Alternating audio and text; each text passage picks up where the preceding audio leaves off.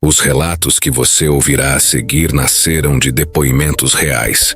Para preservar identidades, alguns nomes foram alterados. Ainda assim, o terror permanece intacto. Nunca imaginei que uma mansão avaliada em milhões, na ensolarada costa da Flórida, pudesse ser habitada por algo que não pertence mais a este mundo. Mas hoje sei, aquela casa não estava vazia. Em vida, a entidade ligada àquele lugar foi responsável por atos cruéis. Houve uma morte violenta ali. Alguém perdeu a vida enforcado. Desde então, o horror nunca cessou. Era impossível relaxar, impossível fechar os olhos. O medo se infiltrava em cada canto. Eu tremia. Tinha pavor pelo que poderia acontecer comigo. E mais ainda, com minhas filhas. O que quer que estivesse naquela casa parecia me observar. Me caçava.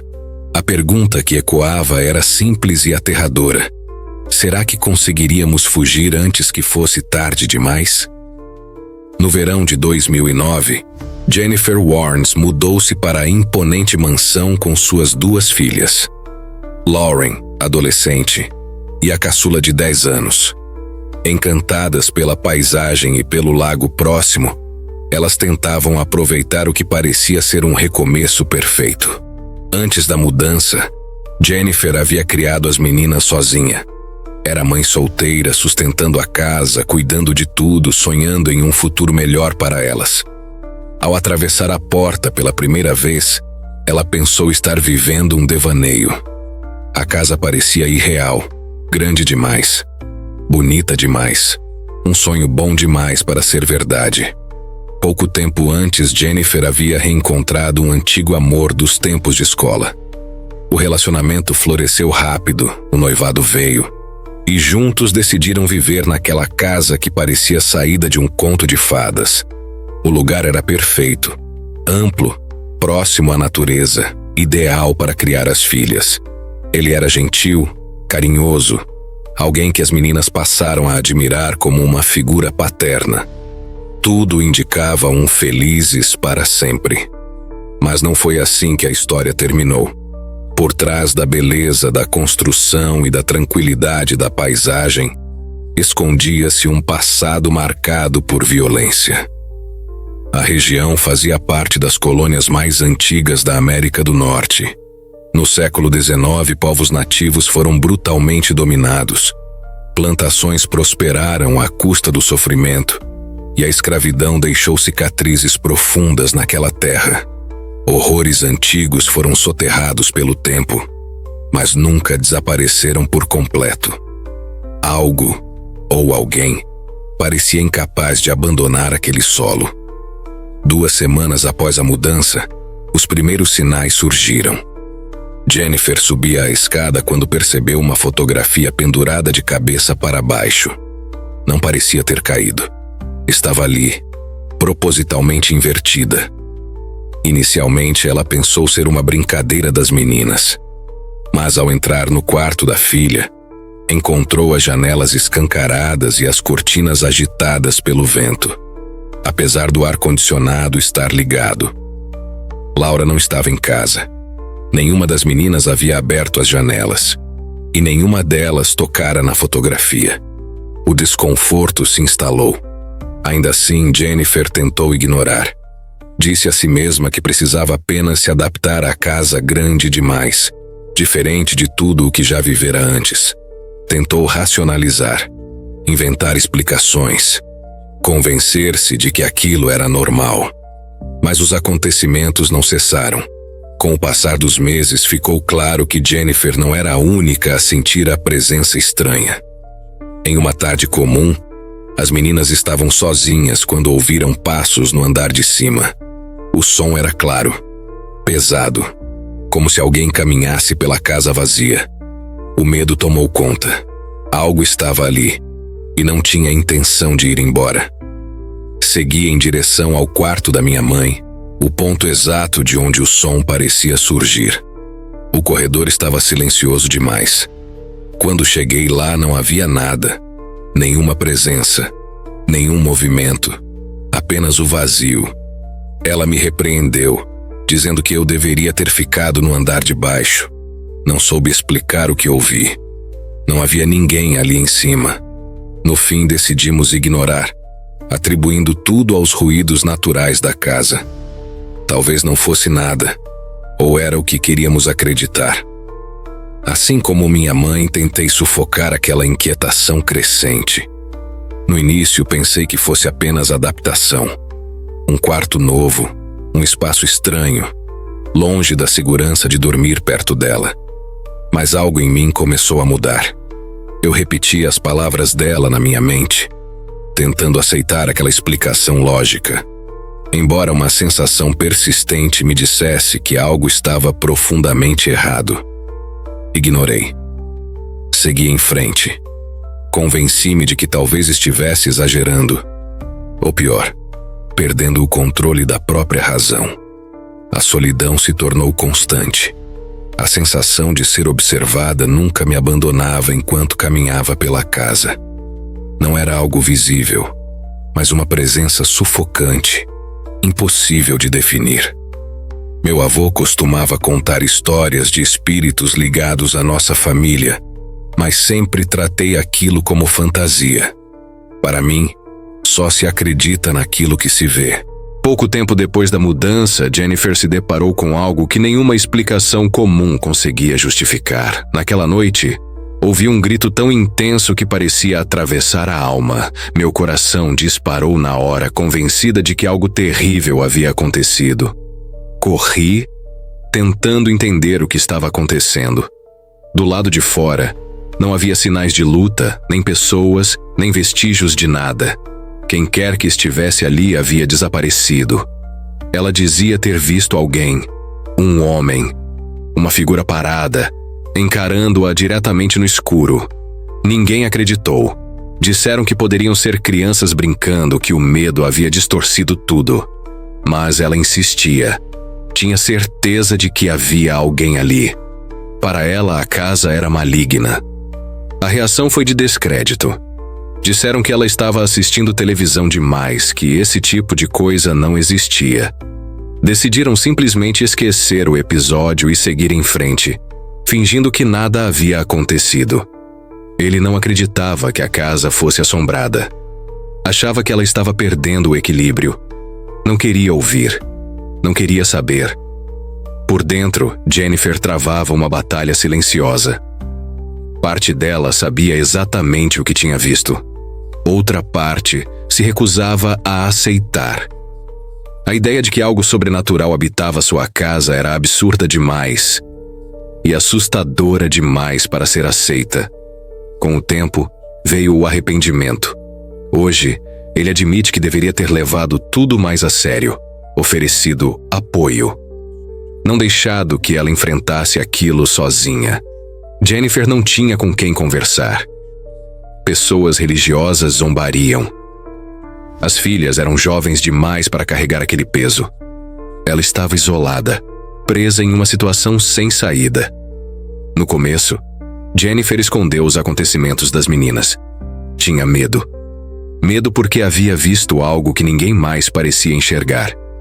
Até que decidiu falar.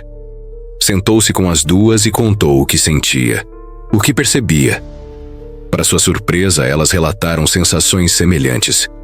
Vivenciavam os mesmos estranhamentos. Naquele momento, Jennifer percebeu. Não estava enlouquecendo. Pouco depois, outro episódio ocorreu. O micro-ondas começou a funcionar sozinho. Não havia nada dentro. Ninguém o havia ligado. Quando foi verificar, o aparelho girava normalmente, mesmo desligado da tomada. Não havia explicação. Nenhuma. Aquilo tinha sido visto por todos. O terror foi acompanhado por um estranho alívio.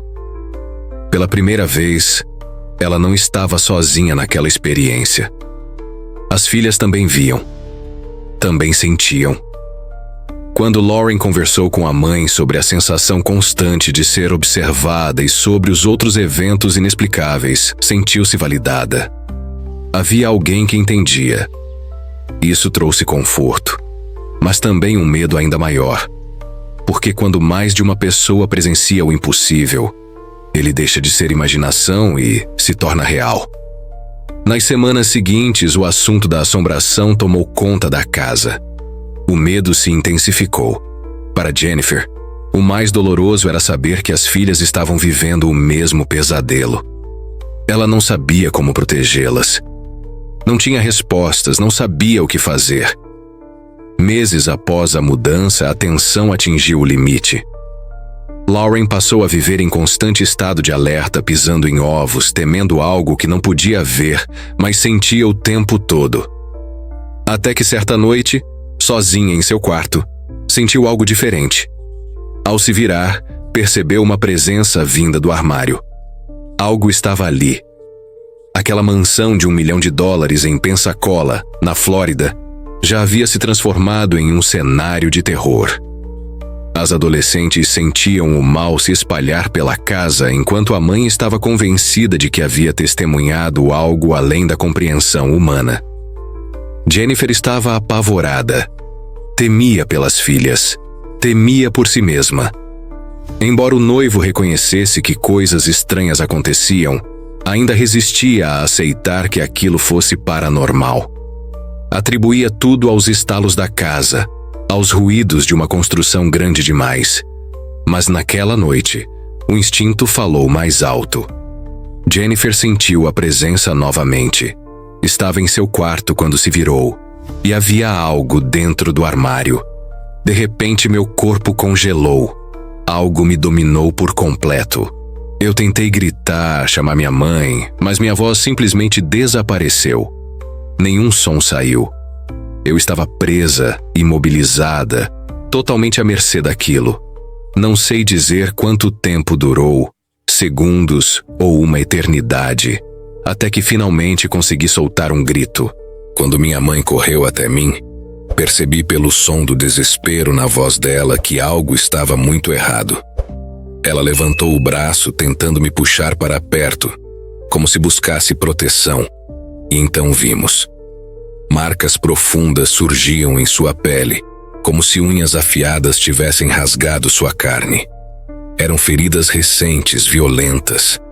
Ela se lembrava de ter visto uma figura avançando contra ela, mas não se recordava de dor, nem do momento em que fora ferida. Ver aquilo foi perturbador. A imagem ficou gravada na minha mente. Eu fiquei em choque. Para minha mãe, aquilo foi o pior momento de sua vida. Primeiro vieram os ruídos. Depois, a sensação constante de estar sendo observada. Passos ecoando pela casa. E por fim, os arranhões surgindo no corpo sem explicação. Ela não sabia o que aquela entidade era capaz de fazer. Apenas sentia um medo profundo e absoluto. A pergunta inevitável surgiu. O mesmo ser que havia sido visto à espreita do lado de fora agora tinha atacado sua filha? A situação deixou todos desnorteados. Eu tremia. Ninguém sabia o que pensar. Tanto minha mãe quanto eu tínhamos certeza. Aquela casa não era normal.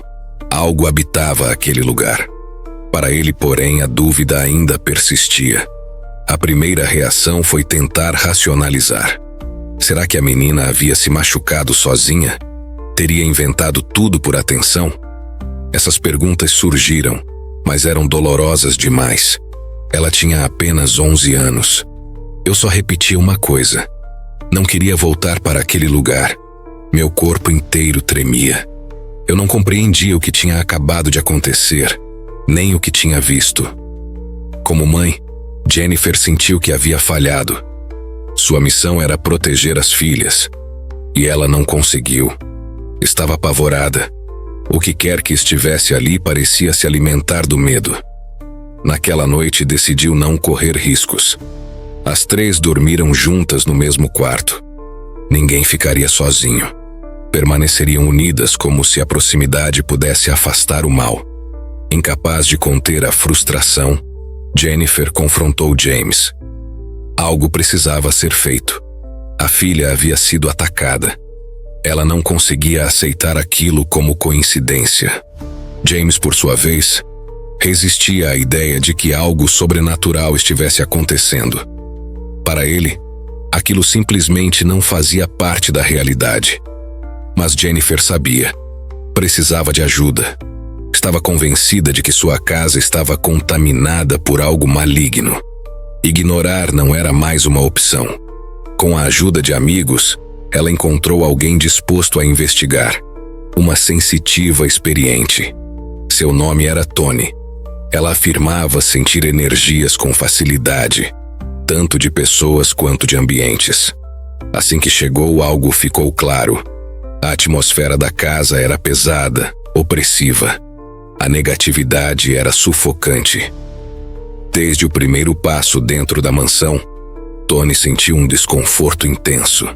Era como se o lugar exigisse vigilância constante. Algo estava profundamente errado. A esperança de Jennifer era simples: que Tony dissesse que tudo não passava de imaginação, que pudessem retomar a vida normal.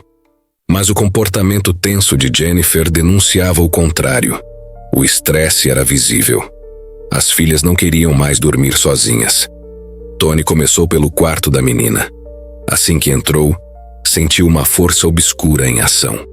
De repente, algo inexplicável aconteceu. Um nome começou a se formar no espelho, como se fosse escrito por mãos invisíveis. Letras surgiram lentamente. O pânico tomou conta. Tony recuou, ordenando que aquela presença deixasse a casa. Até então ela já ouvira histórias semelhantes. Mas ver com os próprios olhos era diferente. Não havia mais espaço para dúvida. Apesar do medo, ela precisava se manter firme. A família dependia dela. Reforçou que apenas energias de luz seriam bem-vindas naquele lugar. No quintal, o terror se intensificou. Uma sensação avassaladora tomou conta de Tony. Ao circular a área externa, ela teve uma visão perturbadora. Inúmeras vidas haviam sido perdidas ali. Imagens de pessoas penduradas em árvores surgiram diante dela. Homens escravizados. Sofrimento extremo. A casa ficava próxima a uma região historicamente ligada à escravidão no século XIX. Segundo a visão da sensitiva, a entidade que assombrava o local havia sido um feitor cruel, responsável por torturas e mortes. Essas almas morreram em dor, sem justiça, sem descanso.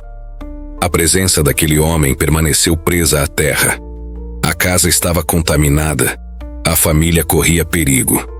Reunidos, todos ouviram a confirmação do pior medo. O espírito ainda estava ali. Seu nome era Hall. Ele vivera naquelas terras e carregara sua brutalidade além da morte. Tony descreveu sua aparência com precisão perturbadora. Alto, forte, olhar frio, expressão carregada de ódio. Jennifer nunca havia descrito essa figura antes. Mesmo assim, a descrição era idêntica ao que ela própria havia visto.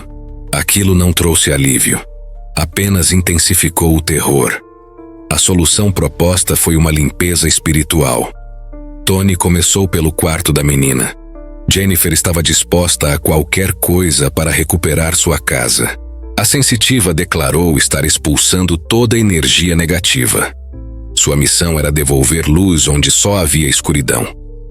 Por alguns dias a casa pareceu diferente. Mais leve, silenciosa. A família sentiu esperança. Acreditaram que tudo havia terminado. Mas a tranquilidade foi breve. Certa noite, James sentiu um puxão violento no tornozelo enquanto dormia. O medo tomou seu corpo. Ele tinha certeza. Havia algo sob a cama. Armado, ele reagiu. Mas não havia nada ali. Nada explicava o que tinha acontecido. Naquele momento, ele entendeu. Estava enfrentando a mesma força que atacava sua família. E agora, ela o tinha como alvo. Sentiu-se impotente. Não importava a arma. Não havia como se defender. O pânico foi absoluto. Pela primeira vez, James teve certeza no coração. Aquela casa estava dominada por algo maior do que eles. Algo que tinha controle. Sem alternativas, Jennifer implorou para que Tony retornasse. Talvez algo tivesse sido deixado para trás. Talvez ainda houvesse esperança. Na segunda visita, Tony deixou claro: seria necessária uma intervenção divina. Apenas a fé poderia enfrentar aquela presença. Ela iniciou novamente o ritual, guiada por orações, pedindo que toda a escuridão fosse finalmente expulsa. Aquilo despertou em mim um medo profundo. Passei a temer não apenas por nós, mas por qualquer pessoa que cruzasse a porta daquela casa, especialmente pelas minhas filhas adolescentes. Era como se o lugar estivesse à espreita, aguardando a próxima vítima. Então aconteceu. Um impacto brutal ecoou pela parede logo atrás de mim. O som foi seco, violento, tão próximo que perdi completamente a noção de espaço. Antes que eu pudesse reagir, fui arremessada contra a superfície dura. A sensação foi a de receber um golpe direto no corpo. Quando Tony mostrou o braço, o choque foi imediato. A marca era clara demais para ser ignorada. Parecia uma mordida humana, ou algo que imitava uma. A pele estava profundamente marcada. Foi horrível. Naquele instante, tive certeza de que estávamos diante da presença mais sombria que já havia se manifestado naquela casa. Mesmo relutante, Tony admitiu que havia perdido o controle da situação. Para ela, Hall havia vencido. Aquilo tudo, segundo disse, não passara de um aviso. Ela confessou que não tinha forças para enfrentar sozinha aquela entidade. A energia que dominava a casa era antiga, poderosa, e estava além do seu conhecimento. Tony foi sincera. Aquela presença não iria embora facilmente. O que restava agora era pedir por algo maior, uma intervenção divina. Ela prometeu tentar encontrar alguém que pudesse ajudar, mas deixou claro que não poderia nos dizer qual caminho seguir. Essa decisão caberia apenas aos nossos corações. Antes de ir, ela foi direta. Não haveria um final feliz. A situação só iria piorar. Estávamos em perigo real. Foi devastador. Passamos a vida inteira sonhando com uma casa como aquela, ampla, imponente, quase 500 metros quadrados, e ela havia se transformado em um pesadelo absoluto. Por enquanto, decidimos não contar às meninas sobre o ataque mais recente. Apenas dissemos que estávamos considerando uma mudança. Eu só queria sair dali, recuperar um pouco de normalidade. Depois de tudo o que vivemos, estava pronta para ir embora, e o mais rápido possível. Mas o mal ainda não havia terminado. Certa vez entrei no closet da minha mãe e senti novamente aquela presença. Durante meses, nossa família viveu prisioneira dentro de uma mansão à beira da Baía de Escambia, na Flórida. Um lugar onde algo invisível atacava, deixava marcas e se alimentava do medo. Uma sensitiva teve visões de um espírito chamado Hall. Alguém que teria vivido ali quando aquelas terras abrigavam uma fazenda de escravizados. Segundo ela, ele estava tomado pela raiva, era agressivo, gostava de dominar, de impor medo, e nos alertou. O perigo era iminente. Depois disso, não houve mais dúvidas. Precisávamos sair. Aquela casa que um dia foi nosso maior sonho, agora era uma ameaça constante. Sentamos para conversar seriamente. Não sabíamos para onde ir. Não sabíamos como recomeçar. Mas sabíamos que precisávamos pensar nas meninas. Então vi um vulto. E tive certeza de quem era. Senti uma queimação intensa subir pela nuca, uma dor profunda que me fez perder o ar. Mais tarde percebi o arranhão. Começava no pescoço e descia até o meio das costas. Aquilo foi o limite. A gota final. Naquele momento não havia mais discussão. Não valia a pena continuar ali. Nenhuma casa, nenhum conforto, nenhum valor financeiro justificava colocar minhas filhas em risco. Eu não queria mais saber daquele lugar. Queria ir embora. E queria ir embora imediatamente. Não importava o tamanho da casa. Não importava o dinheiro investido. Não importava o prejuízo. Era hora de desistir, aceitar a derrota e proteger minha família. Pela primeira vez na vida, precisei admitir que havia perdido uma batalha. Não estava fugindo. estava sobrevivendo. Coloquei todos no carro, engatei a primeira marcha e nunca mais olhei para trás. Depois do que aconteceu, tudo mudou. Algumas casas guardam memórias, outras guardam ódio. Aquela mansão não queria apenas ser lembrada. Ela queria ser sentida, temida e jamais esquecida. Eles partiram, mas o mal ficou. Porque lugares como aquele não são abandonados, eles esperam. E talvez neste exato momento alguém esteja abrindo aquela mesma porta, sem saber que certos horrores nunca vão embora. Agradecemos a você que permaneceu até o fim, encarando essa história conosco. Obrigado por confiar no News Web Doc para revelar relatos que muitos preferem silenciar e verdades que insistem em assombrar o tempo. Sem você, essas histórias continuariam presas na escuridão. Se você acredita que o desconhecido deixa rastros, se sente que nem tudo pode ser explicado, inscreva-se agora no News Web Doc, ative o sino para não perder nenhuma investigação. Deixe seu like. Ele fortalece o canal e traz novas histórias. Comente. Você teria ficado naquela casa? Aqui, o medo não é ficção, é documento. News Web Doc, onde o silêncio esconde segredos e a verdade sempre cobra um preço. Deus, eis sotto ponte maldito per ogni meo peccator, e l'acqui detesto qui la peccando, non solo per la sateius est